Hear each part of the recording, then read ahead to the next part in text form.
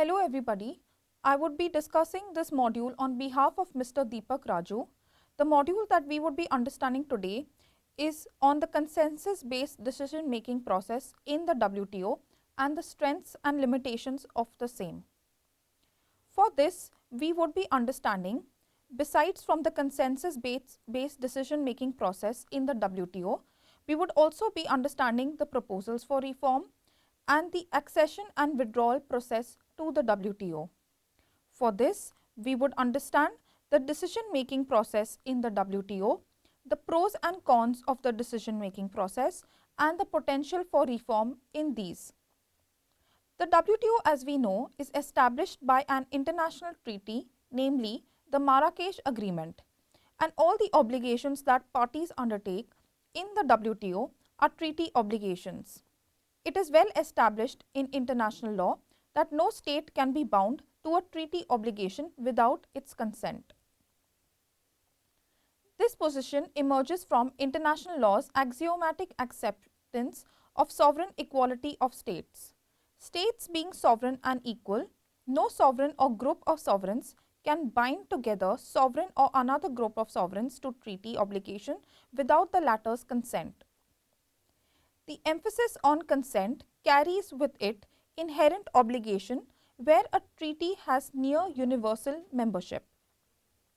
An absolute rule of consent would translate in such a setting to a rule of consensus for making any decision that would increase the obligations or diminish the rights of treaty parties.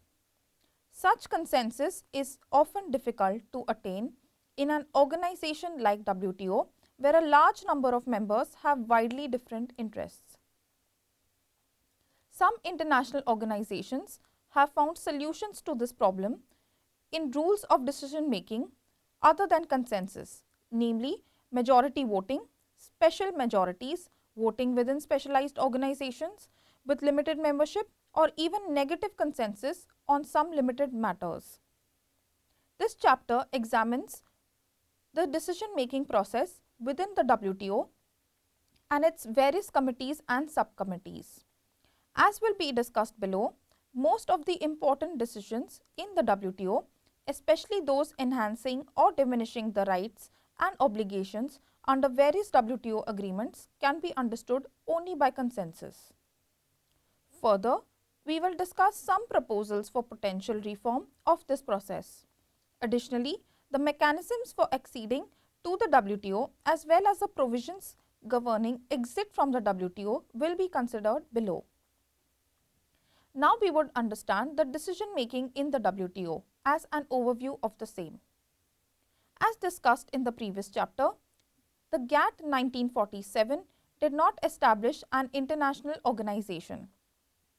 However, it provided for joint action by contracting parties in Article 25, which would be the first semblance of an organizational structure for matters of international trade. This nascent organizational structure came with its own rules on decision making. Representatives of contracting parties shall meet from time to time for the purpose of giving effect to those provisions of this agreement which involve joint action and generally with a view to facilitating the operation and furthering the objectives of this agreement. Wherever reference is made in this agreement to the contracting parties acting jointly, they are designated as contracting parties in capital letters. Each contracting party shall be entitled to have one vote at all the meetings of the contracting parties. Out here, as we can see, the words contracting parties has been mentioned in complete capital letters. Whenever the word contracting parties has been mentioned in completely capital letters, it means the GATT and all the members together. However, when contracting parties is written in small letters, it means that an individual contracting party or the member of the GATT. Hence, out here, when contracting parties is been written in capital letters together, it means that each contracting party which is in small letters, that means every member of the GATT, shall be entitled to have one vote at all meetings of the contracting parties, which is in capital letters, which means all the members of the GATT as a whole. Clause 4 states that, except as otherwise provided for in this agreement, decision of the contracting parties, again in capitals, that means the GATT as a whole, shall be taken by a majority of the votes cast. In exceptional circumstances not elsewhere provided for in this agreement, the contracting party in capital, that means all the members of the GATT, may waive an obligation imposed upon a contracting party in small letters, which means upon a single member of the GATT by this agreement, provided that any such decision shall be approved by a two-thirds majority of the votes cast, and such a majority shall comprise more than half of the contracting parties. The contracting parties, or in other words the GATT as a whole, may also by such a vote 1. Define such categories of exceptional circumstances to which other voting requirements shall apply for the waiver of obligations, and 2. Prescribe such criteria as may be necessary for the application of this paragraph. Therefore, the GATT 1947 provided by the rule of majority as the default rule for decision making by the contracting parties, as stated in the provision quoted above. This expression in block letters denotes contracting parties acting jointly. A two-thirds majority was required for 1. Waiving obligations under the GATT, 2. Altering the voting rules for decisions on waiver of obligations, and 3. Prescribing criteria for the application of the provisions on waiver of obligations. Despite the GATT establishing voting as a mode of decision making over a period of time, perhaps with a view to attract new members to accede, GATT contracting parties de facto adopted a system of consensus. This system of consensus was so well entrenched in the practice of contracting parties that the Marrakesh Agreement states, the WTO shall continue the practice of decision making by consensus followed under GATT 1947, even though the text of GATT still has not been modified to reflect that practice. This therefore reflects that the WTO shall continue the practice of decision making by consensus followed under the GATT 1947, except as otherwise provided, where a decision cannot be arrived by consensus, the matter at issue shall be decided by voting. At meetings of the Ministerial Conference and the General Council, each member of the WTO shall have one vote. Where the European communities exercise their right to vote, they shall have a number of votes equal to the number of their member states, and 2 which are members of the WTO. Decision of the Ministerial Conference and the General Council shall be taken by a majority of the votes cast unless otherwise provided in this agreement or in the relevant multilateral trade agreements. The Ministerial Conference and the General Council shall have the exclusive authority to adopt interpretations of this agreement and of the multilateral trade agreements. In the case of an interpretation of a multilateral trade agreement in Annex 1, they shall exercise their authority on the basis of a recommendation by the Council overseeing the functioning of that agreement. The decision to adopt an interpretation shall be taken by a 3/4 majority of the members. Also, in exceptional circumstances, the Ministerial Conference may decide to waive an obligation imposed on a member by this agreement or any of the multilateral trade agreements, provided that any such decision shall be taken by 3/4 of the members unless otherwise provided for in this paragraph. Therefore, Article 9 of the Marrakesh Agreement lays down elaborate decision making process of the WTO. As stated above, it calls upon the members to continue the practice of consensus decision making as a first step. Thereafter, it proceeds to create the possibility for voting on the basis of one vote per member where consensus cannot be reached. In such cases, simple majority is the default rule unless otherwise specified. Special majorities of 2/3 and 3/4 are prescribed for interpretations of provisions, amendments of provisions or waiver of obligations. However, the WTO has, like the GATT, attempted to adopt decisions through consensus and resort to formal voting has been rare.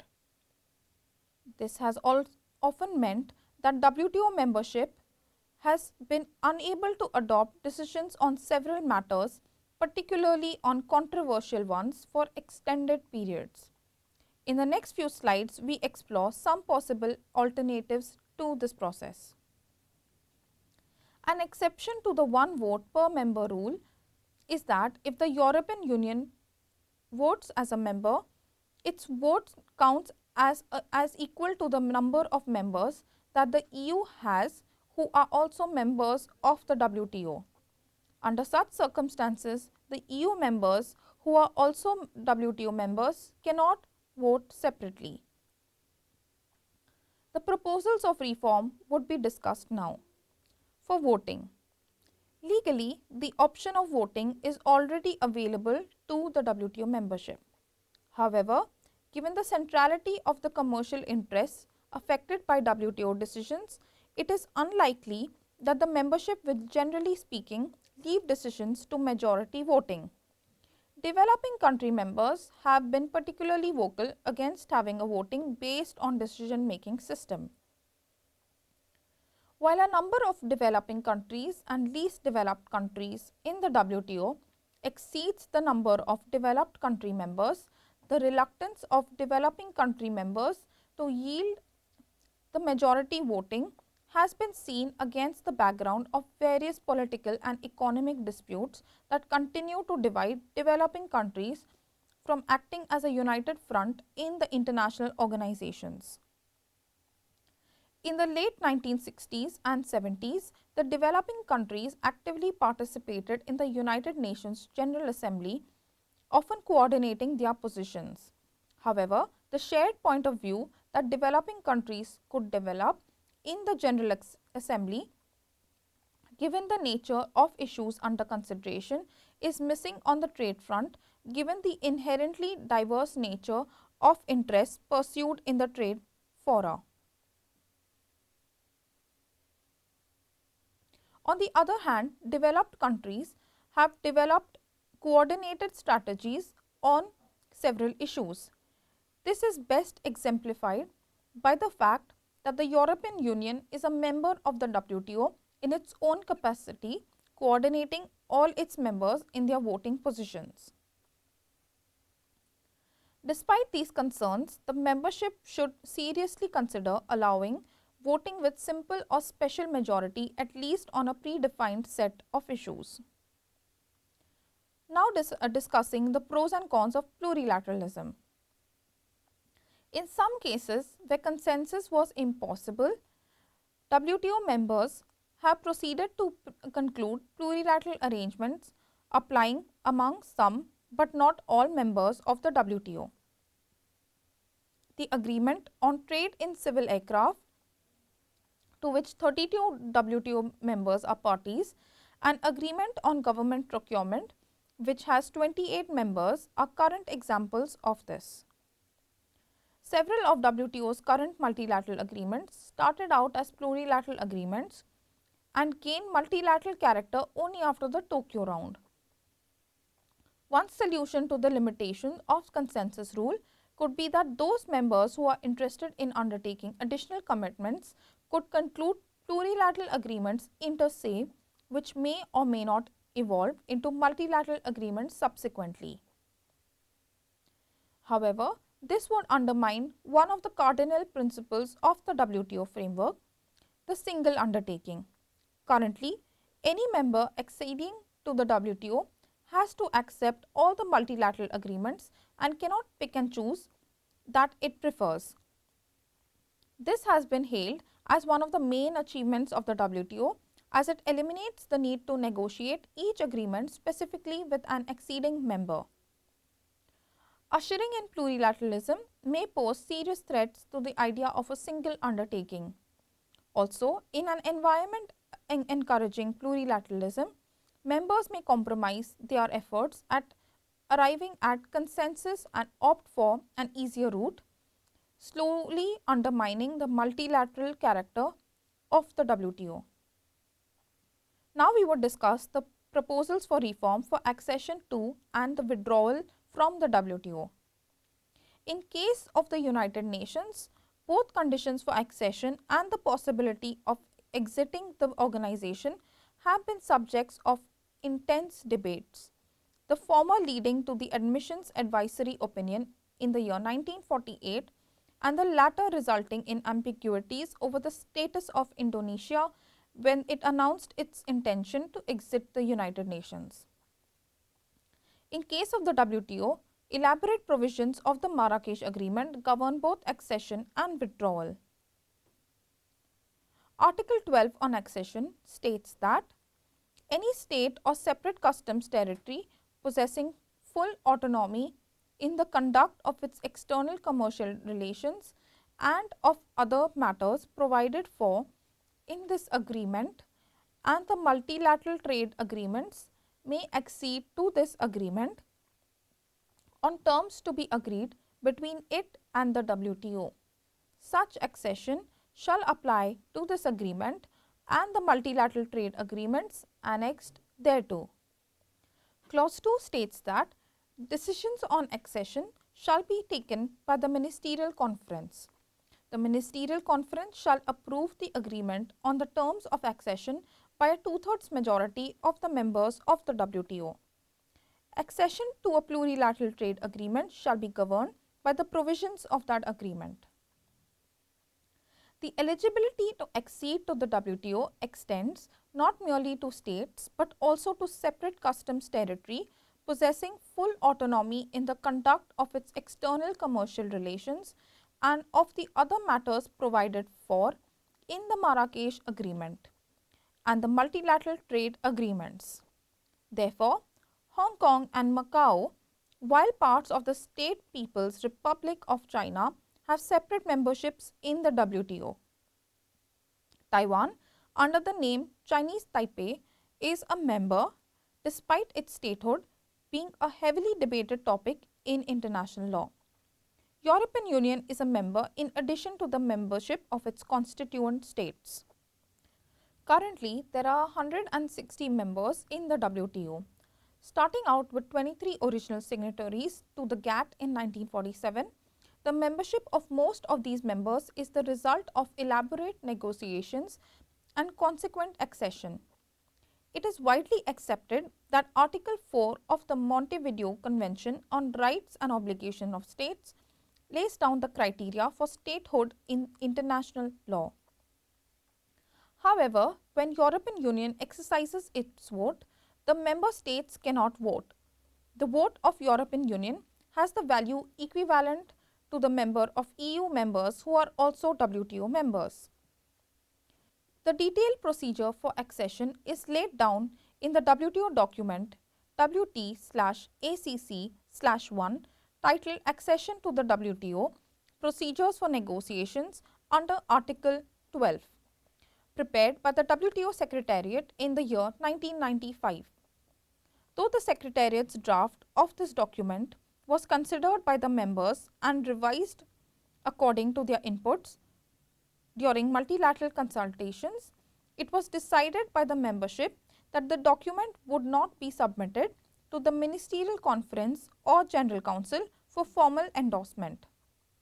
Therefore, this document serves as a practical roadmap but not as a legally binding instrument. The process of accession begins with a request for membership from an interested and eligible state or customs territory. The General Council, by a decision, establishes a working party to consider the request. The working party prepares a report on the foreign trade regime of the applicant provides the necessary documents and answers questions raised by existing members. After this stage, which the WTO calls for the fact-finding stage, the WTO and the applicant proceed to the negotiation stage. Therefore, negotiations are undertaken multilaterally, bilaterally or plurilaterally depending on the issue under consideration. At the end of this phase, the working party submits a report to the General Council along with the draft protocol of accession and the draft schedules of commitment in goods and services. This terminates the mandate of the working party. If the General Council or the Ministerial Conference accepts the report of the working party and the terms of accession, it is open for the applicant to announce its acceptance of the terms through signature or otherwise. Hence, the applicant has conveyed its acceptance. The WTO notifies the acceptance of the applicant. The membership commences in 30 days from the date of such notification. Withdrawal from the WTO is governed by Article 15 Clause 1 of the Marrakesh Agreement.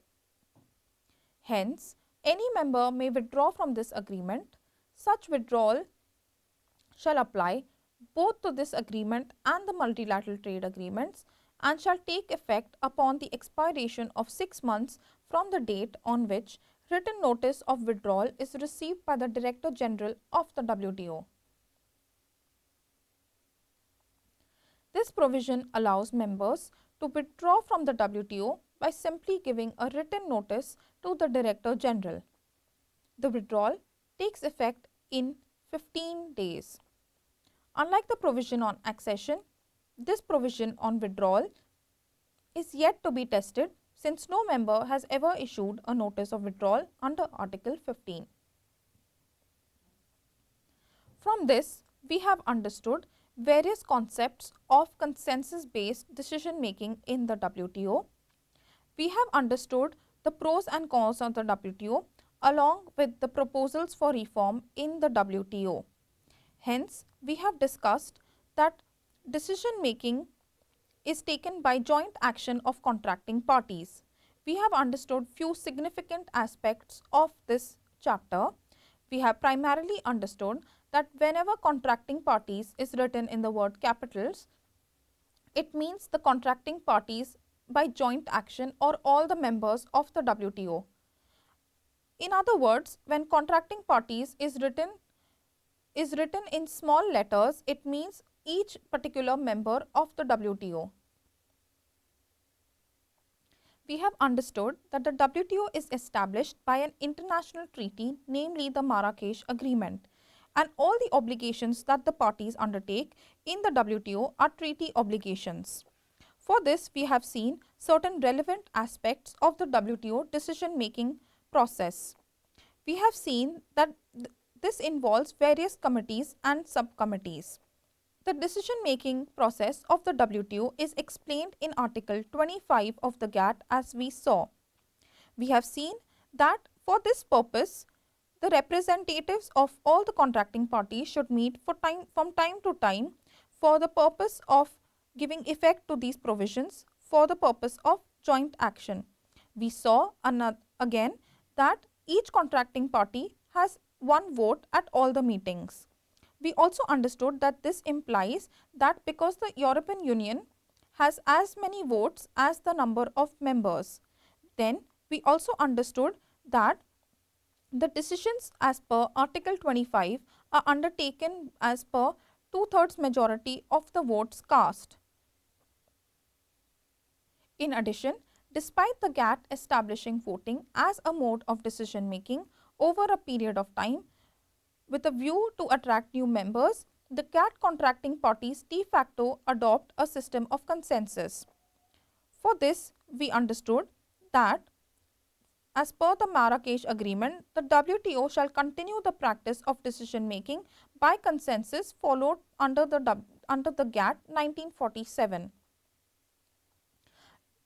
The term consensus connotes the lack of any negative votes or not voting in the affirmative by the entire membership. Article 9 of the Marrakesh Agreement also lays down the elaborate decision-making rules for the WTO. Hence, for this, it calls upon the practice of consensus decision-making as a first step. We have seen the various proposals for reform. We discussed the proposals for reform for voting and for plurilateralism. We saw that the option of voting is already available to the WTO membership. However, given the centrality of the commercial interests affected by WTO decisions, it is unlikely that any member would leave decisions to majority voting.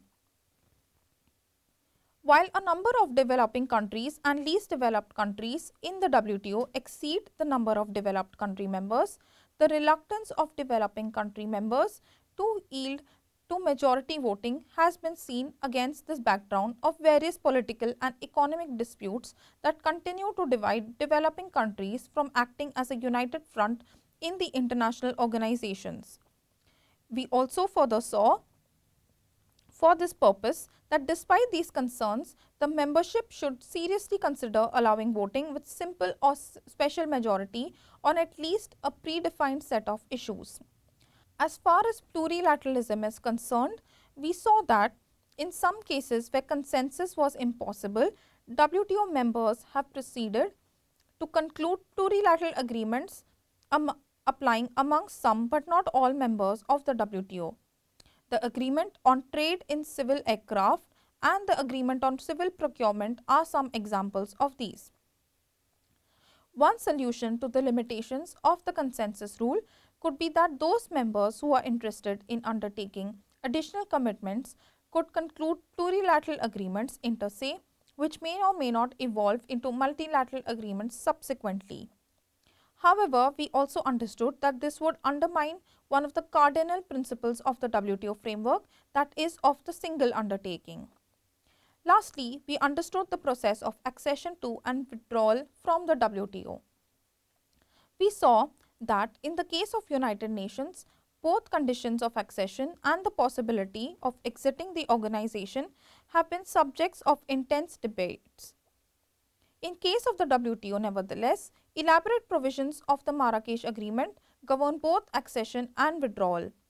We saw that Article 12 governs accession and the eligibility to accede to the WTO extends not merely to states but also to separate customs territory possessing full autonomy in the conduct of its external commercial relations and of the other matters provided for in the Marrakesh Agreement and the multilateral trade agreements.